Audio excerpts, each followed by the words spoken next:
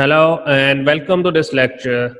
Today we are going to discuss about the tumor, the categories of tumor and their characteristics. And we start with the definition. It is a mass of tissue formed as a result of abnormal, excessive, uncoordinated, autonomous, and purposeless proliferation of the cells even after cessation of the stimulus for growth which cause it. So it means that it is one of the useless thing that the cell will be produced or abnormal growth, uncoordinated growth that proliferate because of the presence of the stimulus, and after the removal of stimulus still it prevail and proliferate and grow is known as tumor. All tumors are benign and malignant as well. So what is meant by benign or what is meant by malignant? Benign mean stagnant, localized, restrict to one only specific part, whereas malignant that prevails through your blood vessels and through circulatory system or through lymphatic system and then travel to whole part of the body in different organs. So there are two type of tumors. One are benign and second one is malignant. And there have been two basic components of the tumor. One is the parenchyma that consists of proliferating tumor cells, parenchyma, and parenchyma determines the nature and evolution of tumor, that what type of tumor it would be. The second component of the tumor is sportive stroma that consists of fibrous connective tissues and blood vessels, and they provide a framework on which parenchymal cell grow. So you can see that if, for example, I just give you a simple example of a construction of one building. So when you are constructing the building, you having some pillars, and then you set the base, and then you set the ceiling of that housing. So the sportive stroma is just like the pillars that hold the tumor cells, that provide the blood flow to grow, or that provide the framework such as fibrous connective tissues to grow. Whereas parenchymal cells are the base cells, that they are of different kinds depending upon nature of the tumor growth on which body organ, either it is on the kidney or in liver. So it depends upon the site of the tumor as well. And then the sportive stroma that provide the tissue such as fibrous connective tissue and blood vessels. There are special categories of tumors. We classified them as mixed tumors, teratomas, blastomas, hamartomas, and choriostomas. Let's discuss one by one. When we talk about the mixed tumor, so mixed tumor actually are such kind of tumor that are maybe two different kind of tumor at one site. For example, when we talk about adenosquamous carcinoma, so adenosquamous carcinoma is a combination of adenocarcinoma and squamous cell carcinoma. Then the next one is teratoma, and these tumors are made up of mixture of various tissue types that arise from the totipotent cells derived from three germ cells such as ectoderm, mesoderm, and endoderm. And the most common site for teratomas are in ovaries and gonadal teratomas. We will discuss in detail in the reproductive system. Then the next one is blastoma, which is also known as embryomas, and they are the group of malignant tumor which arise from the embryonal are partially differentiated cells which would normally form the blastema of the organs and tissue during embryogenesis. So let's discuss blastoma. Actually, these tumors are developed especially in infants and children under age of 5, And the common example in blastomas are Wilms tumor, which occur in the kidney. And actually this develop because of the genetic factors, and it arises from embryonal or partially differentiated cells, which would normally blastema of the organ and tissue during embryogenesis. So it occur in the initial stages of the developmental of child. Then the next one is hamartoma, which is the benign tumor, and it is made up of mature disorganized cells of tissues indigenous to a particular organ, such as hamartoma of the lung that contain mature cartilage or smooth muscles or epithelium. Then we have choriostoma, and the name given because of the etopic island of the normal tissues. And actually it is not a true tumor, but it sound like the tumor. We will discuss in detail in our upcoming lectures.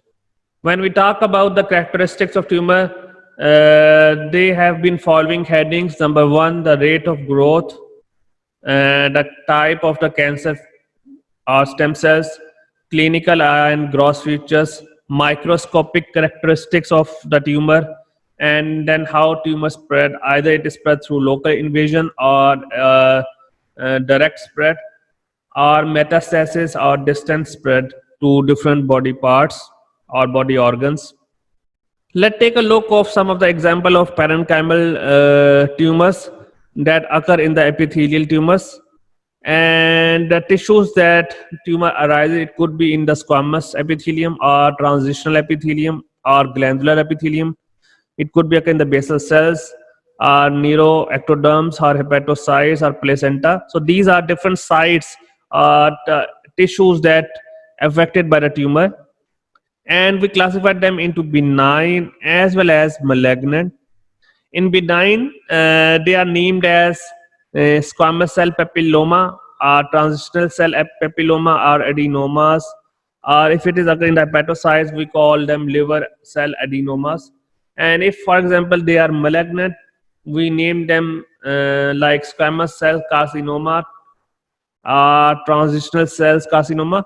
So you can see the term change from papilloma to carcinoma. So in case of the benign, if they are on certain site, we name them as papilloma. Whereas if they spread and they become malignant, then we call them carcinoma. And you can see in the case of hepatocytes, if carcinoma is benign, then it is a liver cell adenoma, and then if they are malignant, then it convert to hepatoma, which is hepatocellular carcinoma. Then if it occur in the placenta as malignant, then we call them choriocarcinoma. We will discuss in detail in each system, so I'm not going to discuss in detail. And if we see the carcinomas of the non-epithelial tumors in B, you see that there are 17 points they mention. If it occur in adipose tissues, or in adult fibrous tissues, or in embryonic stage, or it occur in cartilage, bone.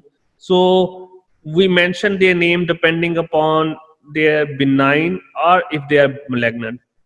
So for example, if the tumor occur in adipose tissues, if they are benign, we call them lipoma, and if they are malignant, then we call them liposarcoma.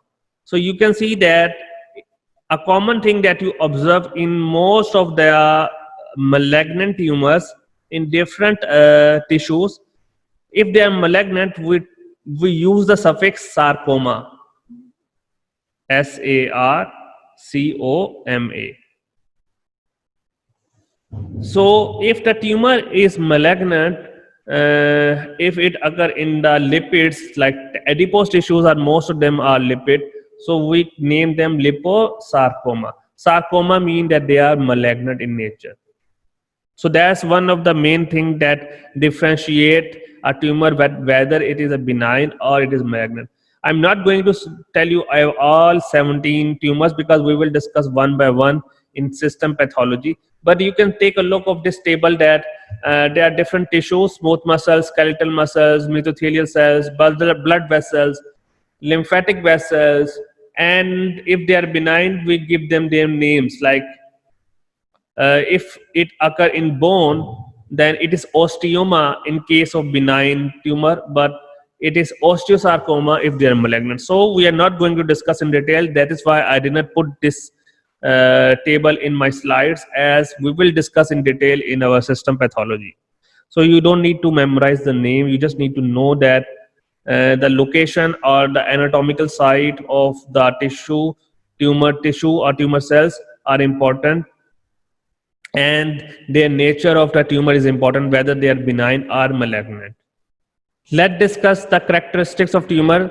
Number one, we have rate of growth, and the tumor cell generally proliferate more rapidly than the normal cells, and in generally benign tumor grows slowly, whereas malignant tumors grow rapidly, however with some exceptions. And if you take a look of this picture, this is a picture of benign epithelial fibroadenoma of the breast, and this is encapsulated tumor, and this is localized tumor in the breast. And what happened with the malignant tumor, it spread to different tissues and then infiltrate, and then it reaches through different ducts, stromal invasion, it enter into different cellular structures, and it causes tumor. We will discuss in detail in our upcoming lectures. Then next characteristics is spread of tumor. One of the cardinal features of malignant tumor is its ability to invade and destroy adjoining tissues, and from local invasion or direct spread and disseminate to distant sites, to different organ systems or organs such as liver, lungs, and that result to spread through whole different parts of the body. Let's discuss local invasion or direct spread. Most benign tumors form encapsulated or circumscribed masses that expand and push aside the surrounding normal tissues without actually invading, infiltrating, or metastasizing. And in this case, that in benign tumors, the main characteristic that they don't enter into the blood circulation, or they don't enter into the stromal invasion or different other tissue structures, but they remain inside the tissue and just push the surrounding tissues and expand it. So they don't have the infiltrating properties. So it means they don't enter into the lymphatic system or through blood vessels or through ducts that are present inside the body. In generally, the tumor invades via route of least resistance. Eventually, most of the cancer recognize no anatomical boundaries. Yes, if we talk about malignant tumors, when they start prevailing or proliferating, usually they start from the lymphatic system, which is the most least resistant side, and then from lymphatic system it circulates through different body organs, and they have no anatomical boundaries, that it could be either at one time in multiple organs. So that is very important. And I mentioned that often cancer extended through tissue spaces, interstitial spaces, like as I mentioned, lymphatic system, blood vessels are easy to penetrate, then perineural spaces, and may penetrate by bone through nutrient formina. So you can see that they can spread through very easily to different body organs through different parts. And the route for metastasis I mentioned is the lymphatic system, hematogenous spread along the body cavities and natural passages. And we know that the lymphatic system, there are different parts in the lymph nodes, thyme, lymphatic vessels, spleen, bone marrow. So they are present in a number of organs and tissues, and they can easily spread through lymphatic system. Then when we talk about hematogenous spread, we are talking about the spread through the blood vessels. Hema means blood, so the spread of the tumor through blood could be occur from the liver, lungs, brain, bone, kidney, and through the blood they can travel wherever they want to go, and they wherever they want to go and then grow over there. Like liver is the common site through portal blood, it can be travel, or it can be travel with the help of through heart, through your lungs, and then it can be travel through your brain or bone, or it can be travel through renal blood flow to your kidney. So the hematogenous spread is very common. Then it can be spread through different body cavities. Like in our body there are different body cavities such as cranial cavity, we have vertebral cavity, we have abdominal pelvic cavities, abdominal pelvic cavities, we have ventral cavities, we have thoracic cavities. uh, so you can see that they can be spread through any cavity. The example of some of the tumors are, in case of epithelial malignant tumors, we have squamous cell carcinoma, we have basal cell carcinoma, we have urothelial carcinoma, then we have adenocarcinoma. Let's discuss some of them. So when we talk about squamous cell carcinoma, this is a picture of the squamous cells. So this is the outer surface is the epidermis, then we have the squamous cells, then we have the melanocytes that give color to the skin, then at the base we have the basal cells. If the cancer arises at the squamous cells, we call them squamous cell carcinoma. If it is the basal cell carcinoma, the location is basal cell, then we just call them basal cell carcinoma. So the anatomical position of the cancer tumor cells are very important. So when we talk about cancer cells, especially squamous cell carcinoma, this is a picture of squamous cell carcinoma on 95 years old female, and this is the 80 years old male scalp. So you can differentiate with the growth of irregular mass and their colors. This is the picture of squamous cell carcinoma.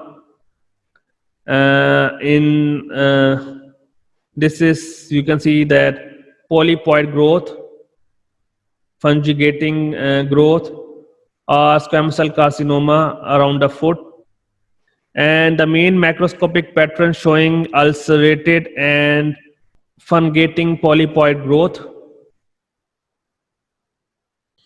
What is meant by fungating polypoid growth?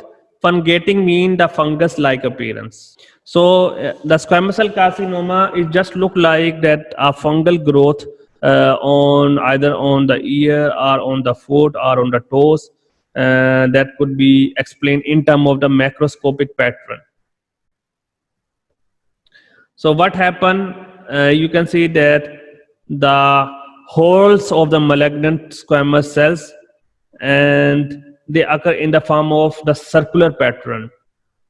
You can see the patterns are circular in nature.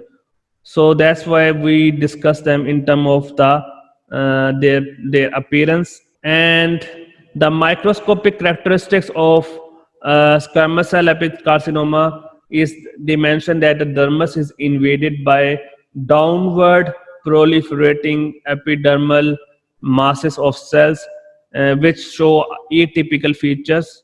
A few horns pearl with central laminated keratin are present, and there is an inflammatory reaction in the dermis between the mass of the tumor. So what they are talking about, that they look like in the form of pearl, a round shaped structure. Then the presence of keratin is the key characteristic in squamous cell carcinoma, and they having a proliferation downward, means they are traveling to downward to the basal cells, and then there will be the presence of inflammatory reactions between in the dermis between the mass of the tumor. So these are the characteristics in squamous cell carcinoma. We will discuss in detail in system pathology. When we talk about solid basal cell carcinoma, they mention that the dermis is invaded by irregular masses of baseloid cells, and they're talking about the characteristics of palisaded appearance. What is meant by palisaded appearance? Palisaded means elongated. The cells look like elongated, and if you see this palisade arrangement, the cells elongate, they grow in diameter, and this will be occur in basal cell carcinoma with the key characteristics of baseloid cells with characteristics of the palisaded appearance. Like in this case, they growing elongated way, in a lengthy way, having the increase of the diameter, and we will discuss in detail in our upcoming lectures. Then we have basal cell carcinomas, and the common macroscopic appearance of the basal cell carcinoma is the rodent ulcer. It look like that the rats has bitten on the skin, so that's why they term as rodent ulcer. What is meant by rodent? Rodent, we know them is known as mice. So it look like that a rodent or mice has bitten that upper epidermis layer or the skin, and that appearance they term as rodent ulcer. Actually, this they give them this word as metaphor, a look like appearance. Then we have urothelial carcinoma, and in urothelial carcinoma we have anaplastic tumor that having increased layers. So what happened? They will be increased layers of the tumor cells, and they having stromal invasions, and they also having papillomatous tumor. So they make the papilloma like papillas, and they are also showing the invasion like stromal invasion. What is stromal invasion? Wherever the word comes stromal invasion, it means that the tumor will grow into the fibrous septa through port or through blood vessels or through portal tracts, or it is formally also known as interstitial invasion. So in case of stromal invasion, actually in simple words, it means that the growth of tumor into blood vessels, through blood vessels and through fibrous septa, or it proliferate through different tissue structures into the ducts.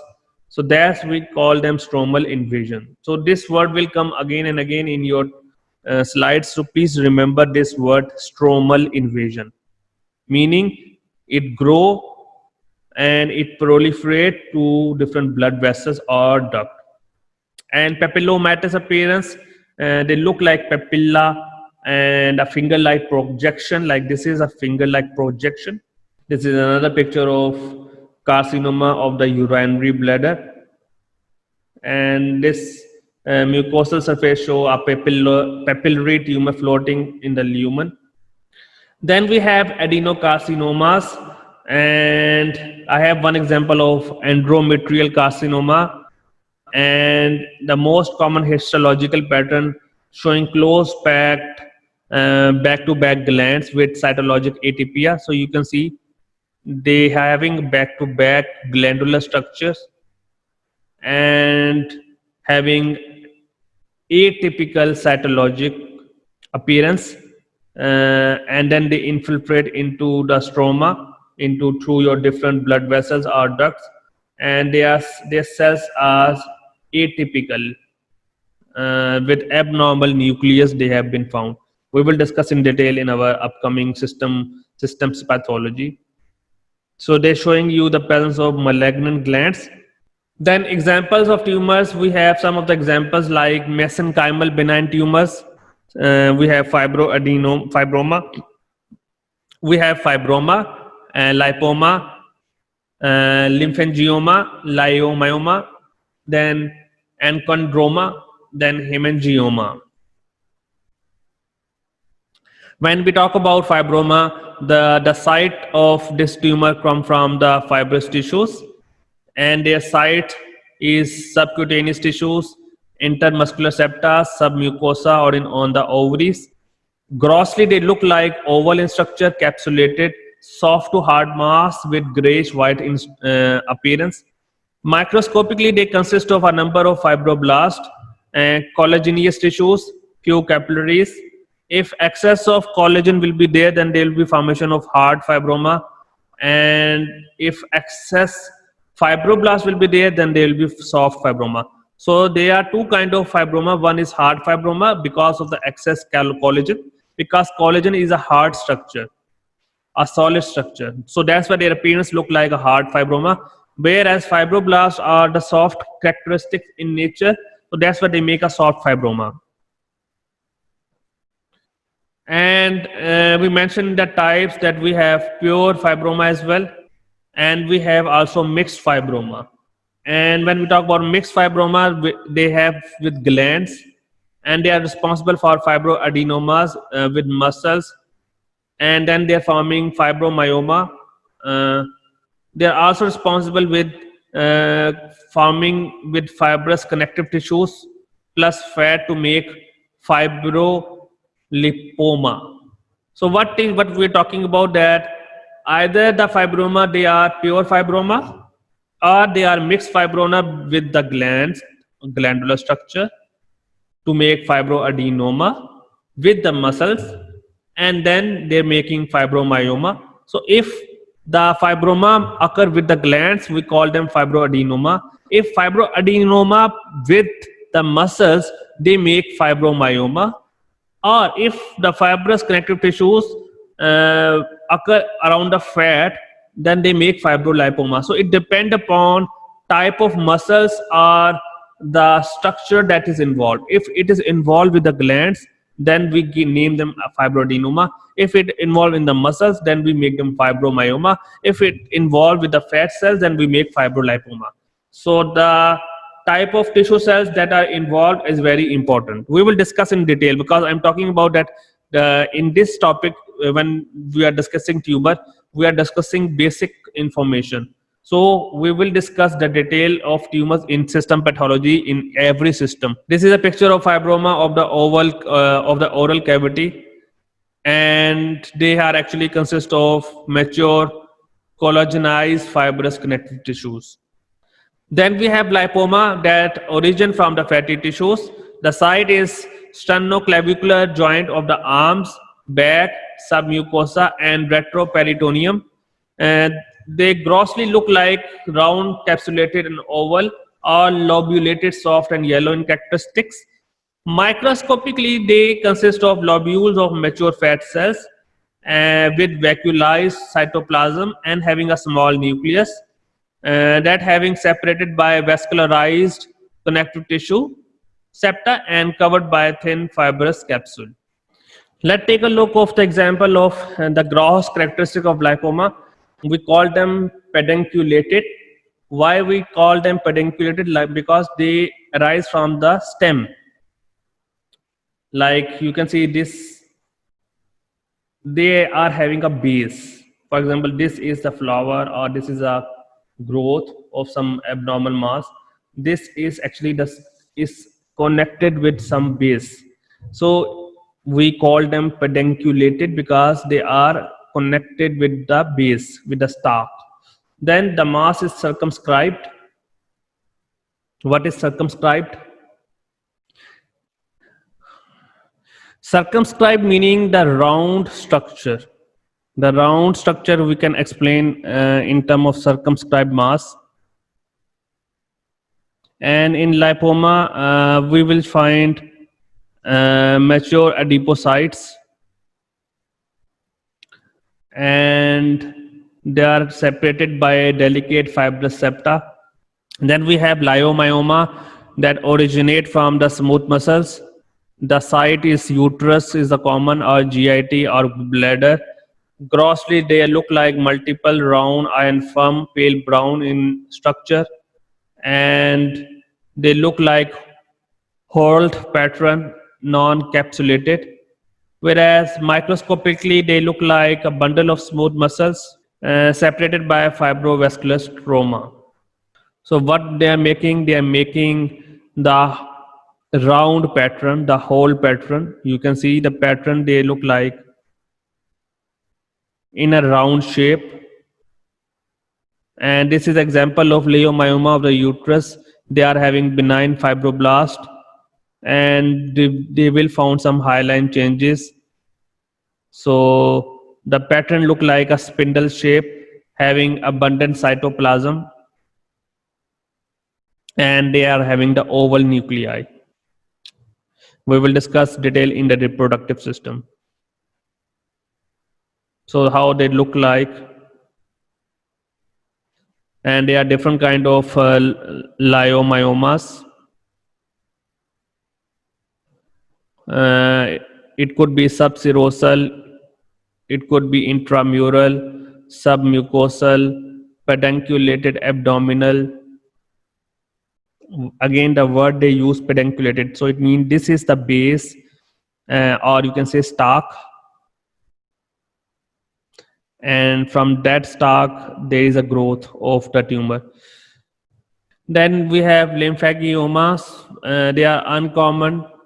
They are hematomas, congenital, and malformation of the lymphatic system, which usually involve the skin and subcutaneous tissues, and usually this occur at birth, or at least at the time if a person is 2 years old, because it is the congenital disorder involving skin and subcutaneous tissues. Then we have enchondroma, where they are responsible for making cartilage, and we call them cartilage forming tumors, and that develop centrally with the interior of the affective bone.